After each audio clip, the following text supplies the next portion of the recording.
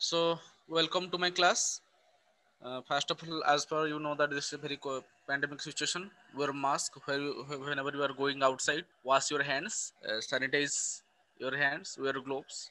Keep social distancing. And it is possible. If it is possible, stay at home and stay safe. Okay. So हमने क्या क्या अभी तक क्या क्या पढ़ रखा है हमने. Okay. पहले वाला थोड़ा रिवाइज कर लेता हूँ. आज सिर्फ न्यूमेरिकल करेंगे. ओके. जे और नीट के बेसिस में पहले तो पढ़े थे बॉयल्स लॉ. बॉयल्स लॉ में क्या पढ़े थे? बॉयल्स लॉ में volume is inversely proportional to pressure. That implies PV is equal to constant.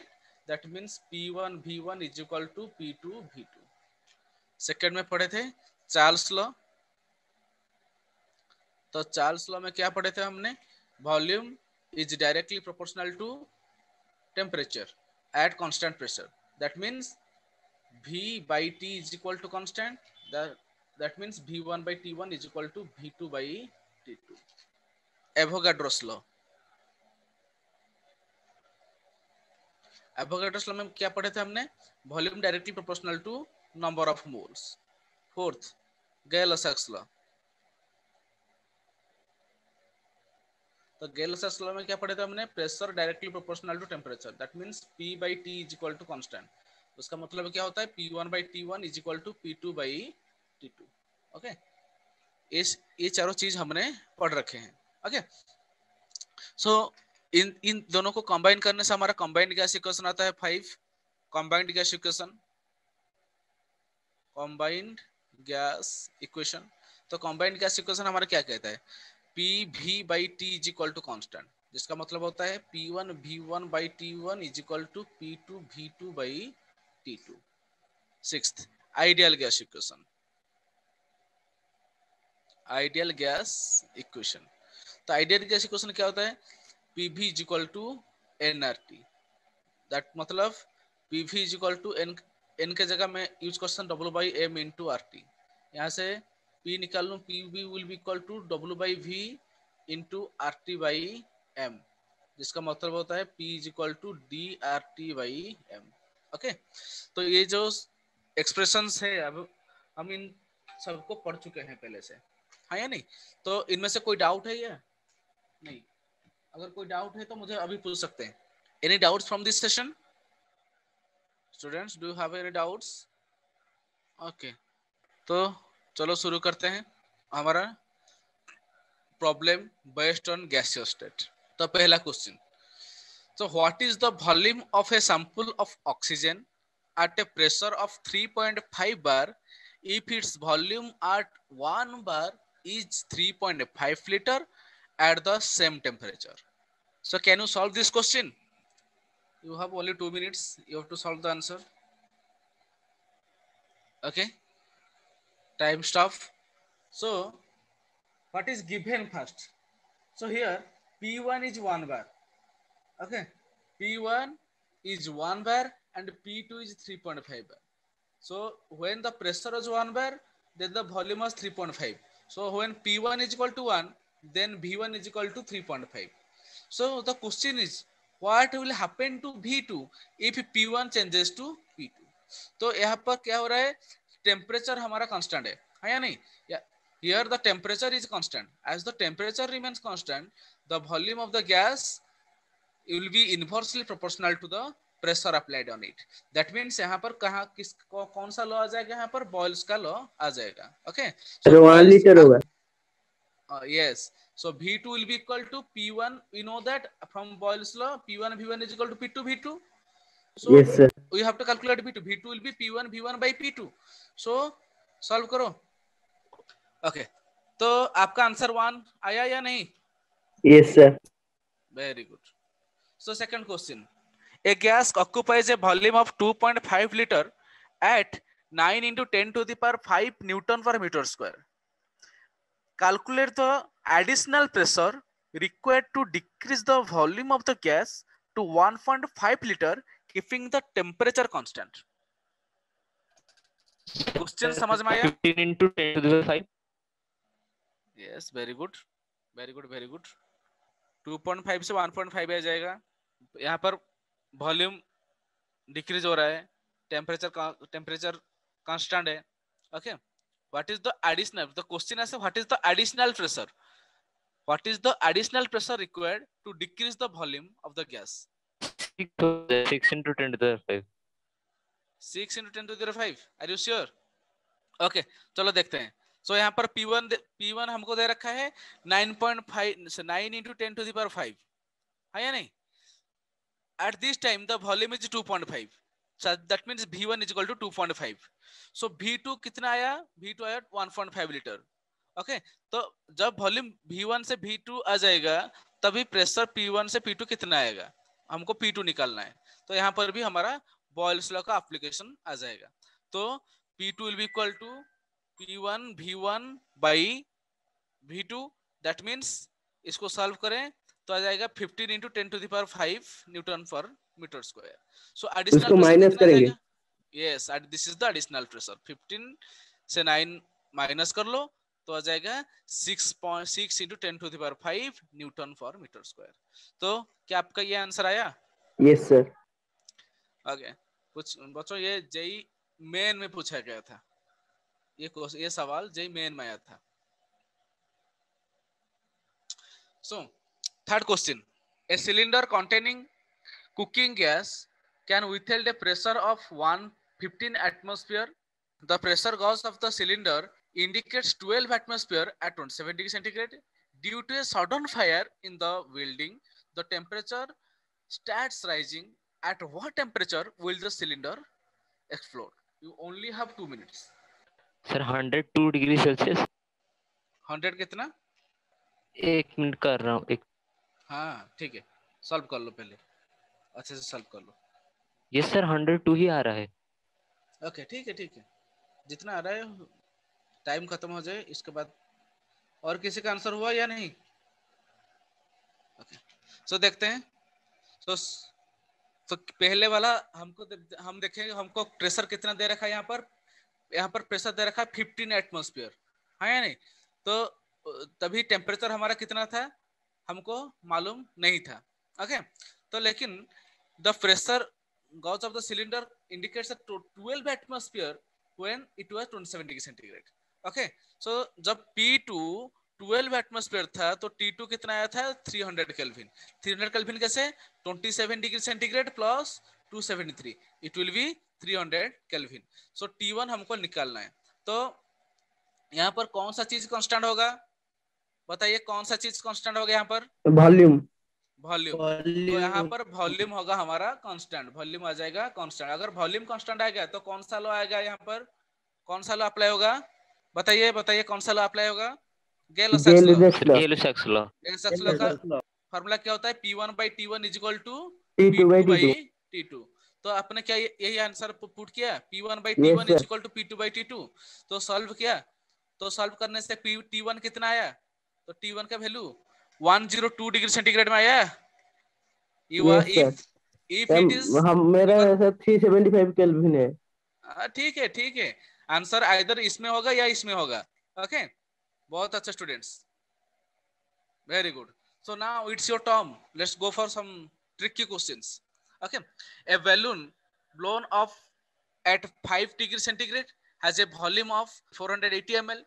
At this stage, the balloon is distended in 7/8 of the maximum stretching capacity. So question is, will the volume burst if it is taken into a room having 30 degree centigrade? Second question, calculate the temperature at which the volume will burst. Okay, this is 1.5 minute. This 30 second is only for the understand the question. Okay, so 3 minutes 30 seconds provided to you to solve the question. Question को अच्छी तरह से समझो. A balloon blown up at 5 degree centigrade has a volume 480 ml. At this stage, the balloon is distended in 7/8 of its maximum stretching capacity. Sir a burst नहीं करेगा. Sir उसका capacity शायद 44 Celsius है. ओके ठीक है देखेंगे. अगर ए complete हो गया तो बी की तरफ जाओ. Sir 44. Okay sir 44 approximate value आ रहा है। ओके ओके, ठीक है, देखेंगे देखेंगे। आपका नाम क्या है? अभय अभिजीत साहू। अभय, ओके, ठीक है अभय। सो आपका समय समाप्त हो गया। ओके ठीक है, सो देखेंगे। सो the first trick point is here. 480 ml represents what? Suppose the maximum stretching capacity is x. Suppose the maximum stretching capacity is x.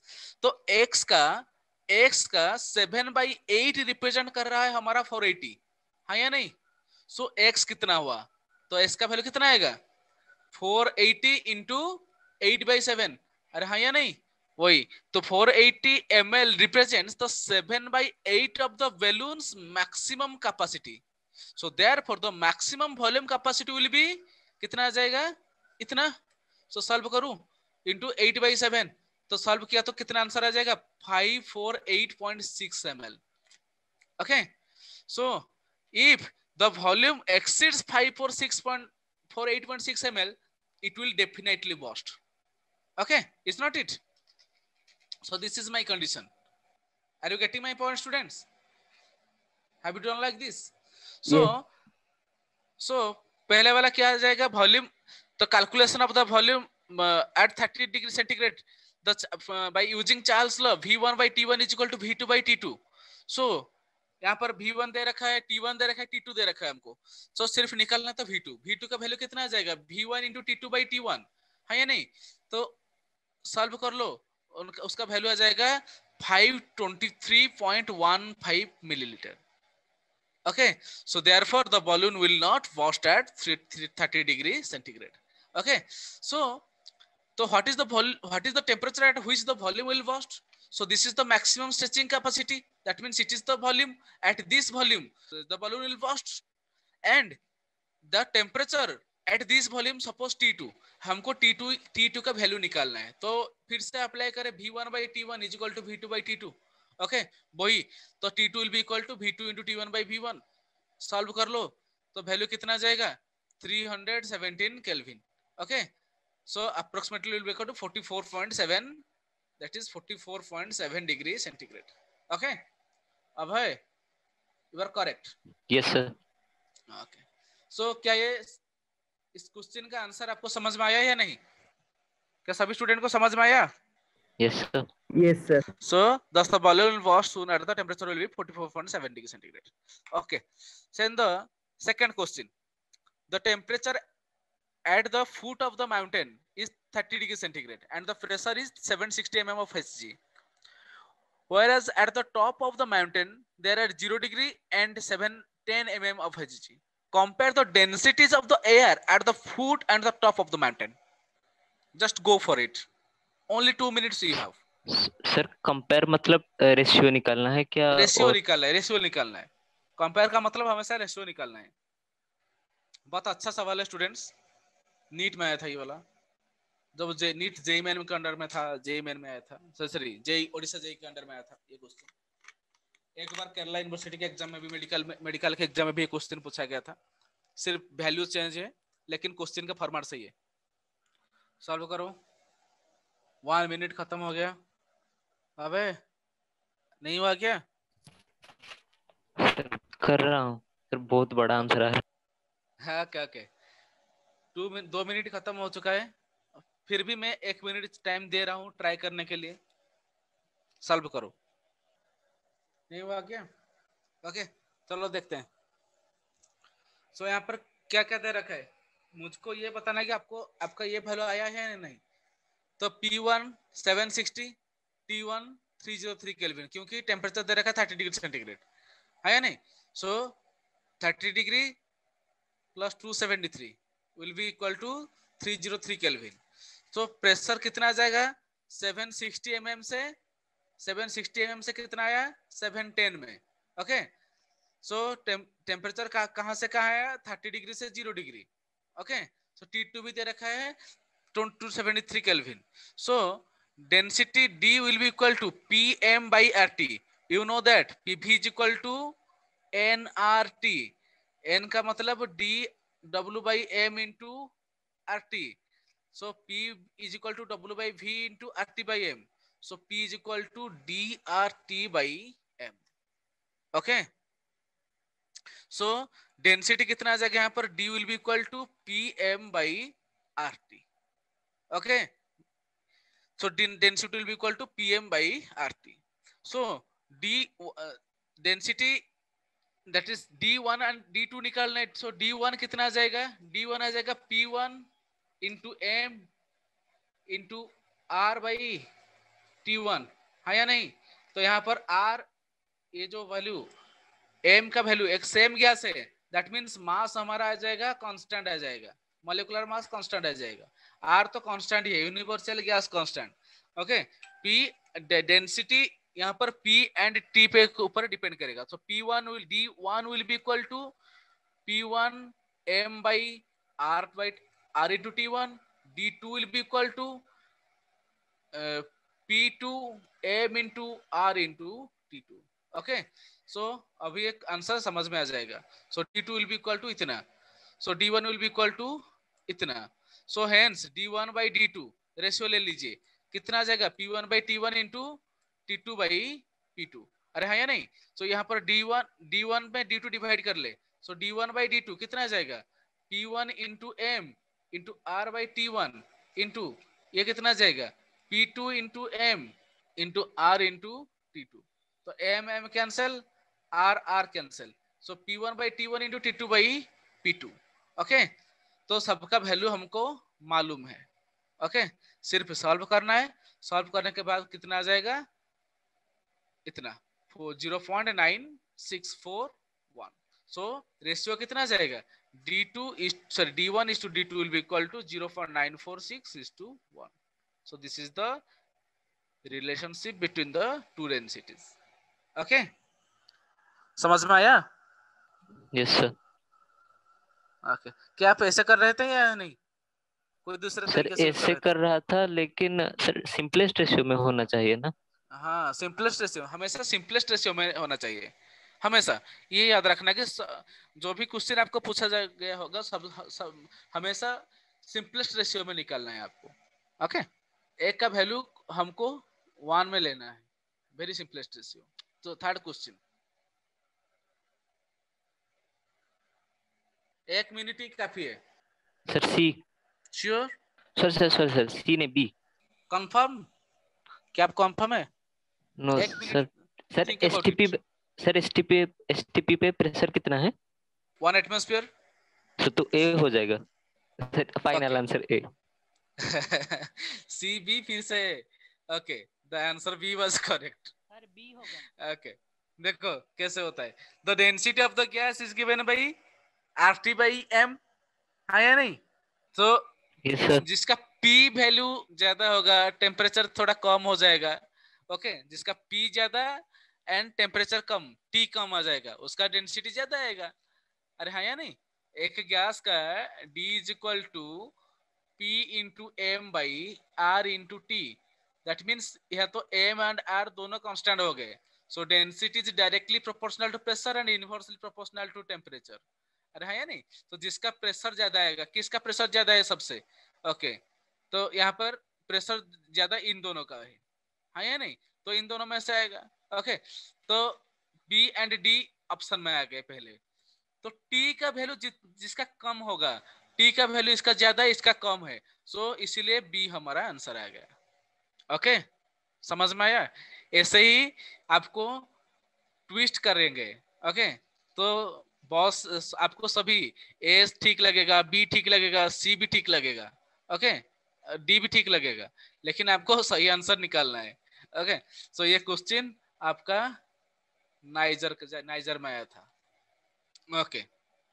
तो calculate the number of the gaseous molecules left in a volume of 1 millimeter cube if it is formed out to give a vacuum of 10 to the power minus 6 mm of Hg at 298 Kelvin. Only 2 minutes. जितना fast करोगे उतना ज्यादा फायदा आपको ही. Okay. Time खत्म. Answer नहीं हुआ क्या? यह तो क्वेश्चन है calculate the number of the. Number of the gaseous molecule, देखो पहले तो क्वेश्चन को समझो। नंबर ऑफ गैसियस मॉलिक्यूल्स हमको नंबर निकालना है। Left in a volume of 1 millimeter cube, okay, if it is pumped out to give a vacuum, that means मेरा एक कंटेनर में गैस था जिसको हमने वैक्यूम किया, इतने वॉल्यूम से इतना वॉल्यूम तक वैक्यूम किया। ओके, सो कितना मॉलिक्यूल यहाँ पर रेसिड्यू वॉल्यूम नंबर ऑफ कितना आ जाएगा। ओके, सो देखो पहले वाला वॉल्यूम कितना था 1 मिलीमीटर क्यूब। ओके, सो इसको हम डेसीमीटर क्यूब में कन्वर्ट कर लेंगे, तो 10 to the power -6 decimetre cube. Okay, so pressure वहां पर प्रेशर कितना हुआ करता था, प्रेशर हमारा 1 10 to the power 6 mm of Hg। Okay, तो इतना प्रेशर हमारा था वहां पर। Okay, so you know that, so kilo pascal में कन्वर्ट करने के लिए, तो यहाँ पर you know that that is 101 by 760 mm for Hg is equal to this much kilo pascal। Okay, तो किलो पास्कल में कन्वर्ट कर लेते हैं इसको, तो amount of gas remain, that means PV is equal to nRT। okay, you know that number of moles you have to calculate, so n will be equal to PV by RT। so apply करें n, तो value कितना आ जाएगा, इतना मोल आएगा। Okay, so 5.38 into the power -17 mole. So number of molecules कितना निकलेंगे, 1 मोल में आएगा Avogadro's number of molecules 6.023। That means इतना सारा मोल्स में कितना मॉलिक्यूल आ जाएगा, इतना number of moles into Avogadro's number. Okay, solve करो तो आंसर आ जाएगा 3.240 10 टू द पावर 7। ओके, समझ में आया या नहीं? ये थोड़ा कैलकुलेशन बेस्ड स्टूडेंट है क्वेश्चन, बहुत सारा कैलकुलेशन वाला क्वेश्चन है। ओके, तो हमेशा याद रखना इसको। Okay, any doubts from this, या चले दूसरा क्वेश्चन पे, question number 5।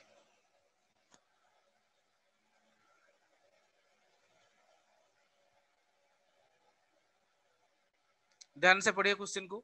A refrigeration tank holding 5 litre freon gas at 25 degree centigrade and 3 atmosphere pressure develops a leak.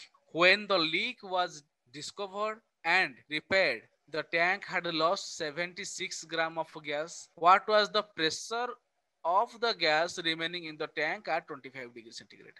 Okay, I think the question is comfortable with you. क्या आप ये question solve कर सकते हैं? 3 मिनट का वक्त देता हूँ, 3 मिनट्स। सर जो 76 जी ऑफ द गैस है वो ग्राम है? ग्राम, ग्राम, इतना मास वो लॉस कर लिया, 76 ग्राम का मास वो गैस लॉस कर लिया। नहीं हो रहा है क्या? 3 मिनट खत्म हो चुका है। What happened? अबे सर 1 मिनट और। 1 मिनट और दे दूं? ओके ठीक है। ओके, तो देखो, तो यहाँ पर हमको क्या निकालना है, एन। एन क्या होता है, PV by R T. Okay, सब तो वैल्यू दे रखा है, तो एन का वैल्यू एन आ जाएगा। ओके, तो यहाँ पर वॉल्यूम दे रखा है कितना 5 ml, प्रेशर कितना दे रखा है 3 atmosphere pressure. Okay, temperature 25 degree, that means 298 kelvin. Okay, so तो पहले नंबर ऑफ, इतना नंबर ऑफ मोल्स था। ओके, सो कितना ग्राम था originally, number of, we know that number of moles का मतलब W by M is equal to number of moles, so W will be equal to number of moles into molecular mass. Okay, तो number of moles कितना 0.613, molecular mass फ्रीऑन्स का CF2Cl2 कितना आ जाएगा, इतना 171 ग्राम। Okay, तो मल्टीप्लाई कर तो 105 ग्राम प्रेजेंट ओरिजिनली। ओके, तो quantity remaining in the tank कितना रह गया 76, तो कितना लॉस हुआ, तो 76 लॉस हुआ और कितना रहा 29 ग्राम। ओके, सो कितना, सो 29 मोल कितना ग्राम होगा, तो 29 बाई 171 सॉल्व कर लो, 0.17 ग्राम। तो प्रेशर कितना आ जाएगा वहां पर, PV इक्वल टू nRT, तो P कितना आ जाएगा nRT by V, so N इतना, V R इतना, T इतना, सो V हो इतना, सॉल्व कर लो तो 0.83 atmosphere pressure. This is the answer. Okay, question आया समझ में? डाउट। हाँ हाँ, पूछो पूछो। सर जो भी आपने लिखा 5 लीटर हो कैसे हुआ सर, वो तो लीक हो गया था ना। लेकिन what is the volume of the gas? Does gas have a particular volume? The volume here, the question is the volume of a gas is equal to the volume of container। एक cylinder से अगर कोई whole हो जाए तो cylinder का volume क्या decrease हो जाएगा क्या? No sir. This is the trick point here. Okay, तो ये बात जो जिसको समझ में आ गया काम खत्म हम। ओके, नहीं तो बच्चों क्या यहाँ पर वॉल्यूम निकालने में टाइम लगा देंगे यहाँ पर। ओके, सो नेक्स्ट क्वेश्चन, ध्यान से पढ़िए, वेरी इजी क्वेश्चन स्टूडेंट्स। तो डेंसिटी दे रखा है हमको, density of the phosphorus vapour at 310 degree centigrade and 775 torr is 2.64 gram per decimetre cube. What is the molecular formula? बहुत इजी क्वेश्चन, आंसर हो गया क्या? Jyoti Krishna, Abhay, have you completed? Sir phosphorus का तो मॉलिक्यूलर फॉर्मूला 31 एम जैसा है, लेकिन formula से यूज करना है। देखो फास्फोरस, यहाँ पर जो फास्फोरस होता है, फास्फोरस का मास क्या होता है? देखिए, you know that phosphorus P will be equal to DRT by M, है नहीं? तो M क्या आ जाएगा? DRT by P। So density दे रखा है, प्रेशर दे रखा है या नहीं? तो हमको एटमॉस्फेयर में कन्वर्ट कर लेंगे, R का वैल्यू इतना आ जाएगा। ओके, सो सिर्फ यहाँ पर दिक्कत है क्या? मॉलिक्यूलर मास, मॉलिक्यूलर मास सिर्फ निकालना है। ओके, तो और कुछ चीज आपको नहीं करना, सिर्फ मॉलिक्यूलर मास निकालना है। ओके, सो कितना आ जाएगा? इतना। सॉल्व कर लो। तो क्योंकि you know that P is equal to DRT by M। Okay, so M कितना आ जाएगा? So M will be equal to DRT by P। So आपको डेंसिटी दे रखा है, टेम्परेचर दे रखा है, प्रेशर भी दे रखा है, R का वैल्यू तो आपको मालूम ही है। तो M निकालने में कौन सा बड़ी बात है? ओके, जो फास्फोरस का वैल्यू जो एटॉमिक मास यूनिट में होता है AMU में, सो हम एक एटम का मास लेते हैं उतना, एक एटम का मास होता है उतना एटॉमिक मास यूनिट। लेकिन यहाँ पर कुछ कितना मोल का फास्फोरस है, फास्फोरस जो है एक मोल का फास्फोरस है। ओके, सो एक मोल का फास्फोरस का मास को मॉलिक्यूलर मास कहते हैं। ओके, सो उसका मास जब निकलना है फास्फोरस का, तभी वो P4 में हो सकता है। ओके, कोई भी आइसोटोप की कंडीशन में हो सकता है। ओके, वो कौन सा कंडीशन हो सकता है हमको नहीं मालूम, लेकिन अगर यहाँ पर डेंसिटी, प्रेशर, टेम्परेचर, प्रेशर सब कुछ दे रखा है, तो एम निकालने में मुझे कोई और वाला चीज नहीं यूज करना चाहिए, कोई और वाला फॉर्मूला यूज नहीं करना चाहिए। ओके, सो सॉल्व कर लीजिए। सॉल्व करने के बाद कितना आ जाएगा? इतना। ओके, तो मॉलिक्यूलर एटॉमिक मास कितना आ जाएगा? 31 पर gram. So number of phosphorus atoms in a molecule कितना आ जाएगा? डिवाइड कर लो, approximately 4। so the formula of the phosphorus will be equal to 4। okay, so देखो इतना टोटल मास कितना आया? इतना। अरे हाँ या नहीं? तो मॉलिक्यूलर यस मास सर। कितना आया? इतना आया। तो एक फास्फोरस का पर मोल, एक मोल के पीछे फास्फोरस का ग्राम कितना आ जाएगा? 31 ग्राम आ जाएगा या नहीं? सो हमारा एटॉमिक मास यूनिट कितना होता है? 34 AMU होता है। ओके, AMU को अगर ग्राम में कन्वर्ट कर ले तो 31 ग्राम हो गया यहाँ पर। तो इसको हम कहेंगे ग्राम मोलिकुलर मास और ग्राम एटॉमिक मास। ओके, तो atomic mass expressed in the terms of gram, that means एक एटम का मास होता है, एक फास्फोरस एटम का मास होता है इतना, लेकिन 1 मोल फास्फोरस का एटम का मास होता है सिर्फ AMU कन्वर्ट हो जाएगा ग्राम में। ओके, सो हमेशा याद रखना, एक हाइड्रोजन एटम का मास होता है 1 AMU। ओके, 1 मोल हाइड्रोजन एटम का मास कितना हो जाएगा? 1 ग्राम। हमेशा इसको याद रखना। ओके, तो एक फास्फोरस सर का एक डाउट है। मास, हाँ ठीक है, पूछो। सर, सर जो आर का वैल्यू आपने पुट किया 0.0821, हाँ, सर वो तो प्रेशर जो एटमॉस्फेयर में एटमॉस्फेयर पहले, पे, हाँ सर ये टॉर में था। पहले तो मैंने कन्वर्ट कर लिया ना 760 में डिवाइड करके। पहले यहाँ हाँ पर 760 में डिवाइड करके एटमॉस्फेयर में कन्वर्ट कर। देखो पहले आपको एटमॉस्फेयर में लाना है प्रेशर का, क्योंकि यहाँ पर डेसीमीटर क्यूब में है, एटमॉस्फेयर में लाएंगे तो आर का वैल्यू आ जाएगा। ये वैल्यू आपको याद रखने में इजियर होगा। ओके, इसलिए मैं ये वाला फॉर्मूला यूज कर रहा हूँ। ओके, को ओके आंसर सर। आपका, अगर आप टॉर में लगे तो आर का वैल्यू और कुछ आ जाएगा, उसको याद रखना। अगर आप याद रख सकते हैं तो कोई दिक्कत नहीं, लेकिन मैं एक जेन्युइन वाला फॉर्मूला बता रहा हूँ यहाँ पर। जेन्युइन फॉर्मूला का मतलब क्या होता है कि आप जो भी टर्म में दे, चाहे वो प्रेशर दीजिए, ओके, आपको एक सिंगल टर्म में लाना चाहिए, ओके, वही टर्म में आपको हमेशा सॉल्व करना चाहिए, इजियर होता है। तो ओके सर। ये बात आपको समझ में आ गया। तो इतना है टोटल मास, एक का मास होता है 31, तो कितना नंबर ऑफ एटम्स है, तो 3.99 का मतलब 4 एटम्स है। तो कितना फास्फोरस है एक यहाँ पर, P4, that means P4 is the formula of the phosphorus, molecular formula. The density of oxygen is given. Determine the density of oxygen at 17 degrees centigrade and 800 torr. I think it is easier to solve it. Okay, बहुत easy वाला question है ये। खत्म हो गया। सो देखिए, so direct formula apply करना है, D is equal to MP into by RT। So D1 कितना आएगा, MP1 बाई RT1। ओके, सो यहाँ पर STP दे रखा है, हाँ या नहीं? तो STP में 1 एटमॉस्फेयर होता है, 1 atmosphere is equal to 760 torr. T1 दे रखा है 273, डेंसिटी दे रखा है इतना, अरे हाँ या नहीं? तो सिमिलरली D2 निकलना है, D2 कितना, MP2 बाई RT2, ये वैल्यू दे रखा है। ओके, हमको D2 बाई D1 डिवाइड कर लेना है, तो डिवाइड करने से कितना आएगा, ये वैल्यू आ जाएगा। तो D2 को सॉल्व करो। ओके, सब कुछ तो दे रखा है, खाली सिर्फ वैल्यू पुट करना है। P2 का वैल्यू होता है 800 by 760 into 273, this is by 290 into 1.43। इसको सिर्फ सॉल्व करना है, तो सॉल्व करने से वैल्यू आ जाएगा 1.417 ग्राम पर लीटर। ओके, सो ये हमारा डेंसिटी आ जाएगा। समझ में आया? क्वेश्चन को अप्रोच करना बहुत जरूरी होता है स्टूडेंट्स।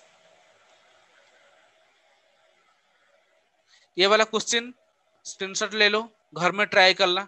ओके, ये वाला क्वेश्चन थोड़ा ट्राई कर लो घर में, इसका स्क्रीनशॉट ले लीजिए, इसको ट्राई करना घर में। तो आज के क्लास में कोई प्रॉब्लम है क्या? Any doubts from my class students? Do you have any doubts? No sir. Okay, so thank you for attending the KISS online class. Okay, thank you so much.